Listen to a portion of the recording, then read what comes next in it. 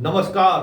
संतोष की रिपोर्ट में आप सबों का स्वागत है। और आज हम संतोष की रिपोर्ट में एक ऐसी रिपोर्ट की चर्चा करने जा रहे हैं जिस रिपोर्ट के सहारे आप समझ सकते हैं कि एक व्यक्ति ने बिहार की राजनीति में किस तरीके का खौफ पैदा कर दिया है। बिहार की राजनीति में एक से एक बड़े से बड़े चेहरा उसके नाम से किस तरीके से थरथराने लगे हैं।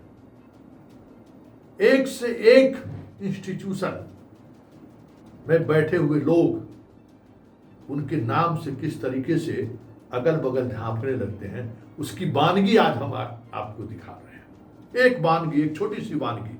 अभी बहुत सारी चीजें आपने देखी होगी, सही पकड़े हैं। बात प्रशांत किशोर की कर रहे हैं। प्रशांत किशोर की खुलासा की वजह से सरकार असहज है, सरकार में बैठे मुलाजिम असहज है, हर कोई कहीं न कहीं असहज है कि अब क्या होगा। कहीं कुछ मेरे बारे में तो खुलासा नहीं होने वाला है। मतलब जिसके पास जाइए, जहां जाइए, जिसके पास बैठिए, हर किसी के जुबान पर कहीं न कहीं 10 मिनट के बातचीत में एक बार प्रशांत किशोर की चर्चा हो ही जाती है। और वो उस चर्चा के दौरान, चाहे वो नेता हो चाहे वो पदाधिकारी हो, उनके चेहरे पर एक खौफ जरूर देखने को मिल जाता है। तो आज हम सरकार की उसी एक खौफ की चर्चा करने जा रहे हैं। देखिए, बिहार में बहुत सारी चीजें हुई हैं, बहुत सारी चीजें हो भी रही हैं, लेकिन प्रशांत किशोर की आवाज उठाने का इम्पैक्ट क्या है, प्रभाव क्या है, जरा वो देखिए। आज से कुछ दिनों पहले पॉलिटिकल साइंस में लेक्चरशिप की बहाली हुई थी। उस बहाली में लगभग क्या मतलब 277 थे, 2 और बढ़ गए, 279 छात्रों का चयन असिस्टेंट प्रोफेसर के रूप में हुआ। ज्वाइनिंग पर फिलहाल विराम लग गया है। क्या समझे? उनकी ज्वाइनिंग पर फिलहाल विराम लग गया है और मंत्री उस पूरे मसले पर विमर्श करके फाइल को गोदरेज के अंदर बंद करवा दिया है। आखिर उस फाइल में है क्या, या फिर उस फाइल की वजह से मंत्री असहज क्यों है? क्योंकि उस फाइल पर कहीं से एक संदेशा आया है और वो संदेशा उस खौफ का है, जिस खौफ की वजह से उस फाइल को फिलहाल ठंडे बस्ते में ही रखने का फैसला लिया गया है। आखिर वो उस फाइल में ऐसा क्या है, तो आप भी जानकर हैरान रह जाएंगे। एक व्यक्ति जो वाकई में सरकार के लिए हमेशा जब भी कहीं कोई बयान हो या कोई कृत्य हो असहज कर देता है, खास करके नीतीश कुमार को। सही पकड़े हैं, हम बात अशोक चौधरी की कर रहे हैं। इस पूरे बहाली प्रोसेस में भी अशोक चौधरी न कहीं सरकार को और खास करके मुख्यमंत्री को तो असहज कर ही दिया है। जिनकी पूरी राजनीति जिन मुद्दों को लेकर एकदम क्लियर कट स्टैंड रहा था, आज वो खुद उन मुद्दों पर या तो चुप है या अगल बगल झांक रहे हैं। वजह जो भी हो, बीमारी वजह हो या जो भी वजह हो। अब बात पर आते हैं कि मसला क्या है। अशोक चौधरी जी अब असिस्टेंट प्रोफेसर भी बन गए पॉलिटिकल साइंस में। रिजर्वेशन कैटेगरी में उनका 10वां स्थान है और पाटलिपुत्रा विश्वविद्यालय उनको जगह दी गई है। उनको उनके चॉइस के अनुसार दूसरा चॉइस उनको दी गई है। लेकिन संकट है एक, और वो संकट ऐसा संकट है जिसको लेकर आज की राजनीति बड़ी गरमाई हुई है। नाम उम्र इस सब को लेकर बड़ी गरमाई हुई। उसी नाम उम्र जैसा कुछ मसला अशोक चौधरी जी में भी है। जी हाँ, अशोक चौधरी जी का सर्टिफिकेट में सब जगह दर्ज है अशोक कुमार। जनाब प्रोफेसर भी बने हैं, असिस्टेंट प्रोफेसर तो अशोक कुमार के ही नाम से बने हैं।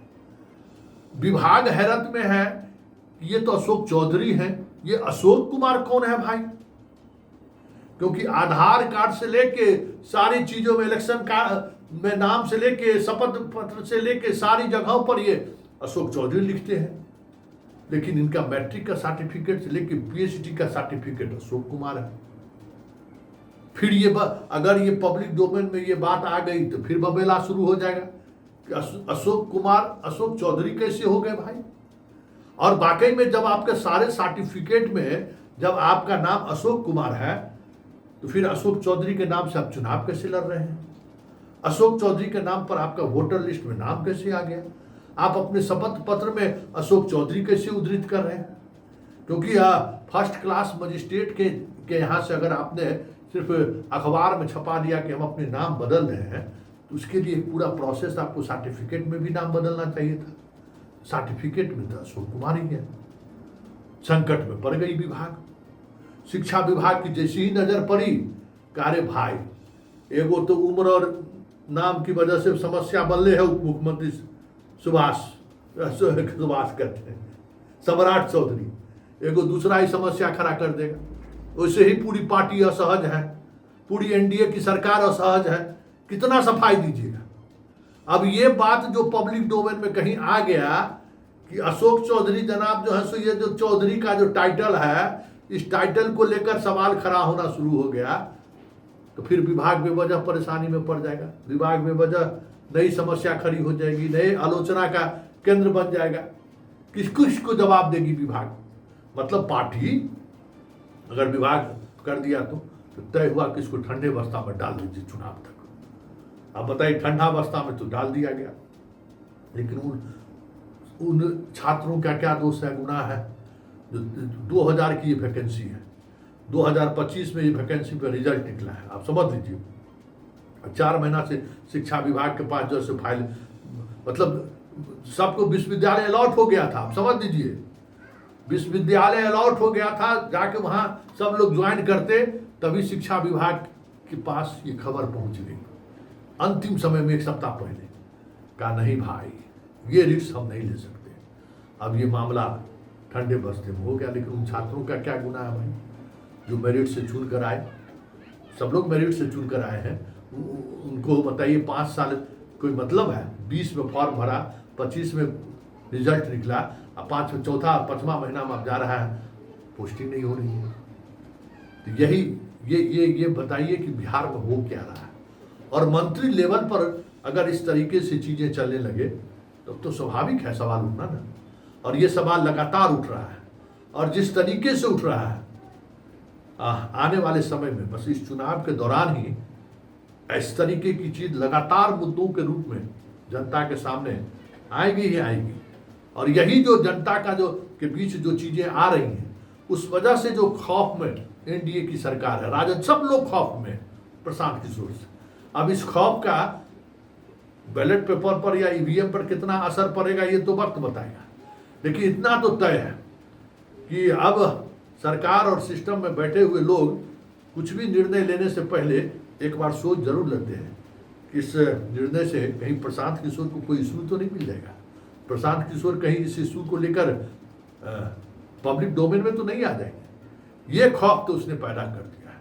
भले इस खौफ का जनता इस खौफ को किस तरीके से लेती है ये तो अब चुनाव परिणाम आने के बाद ही पता चलेगा, लेकिन इतना तो तय है कि दशकों बाद बिहार में एक ऐसी पार्टी जरूर सामने आई है जो सवालों के सहारे पूरे सिस्टम में बैठे हुए लोग, मंत्री हो, पदाधिकारी हो, विधायक हो या सांसद हो, सबकी जुबान पर ताला तो जरूर लगा दिया।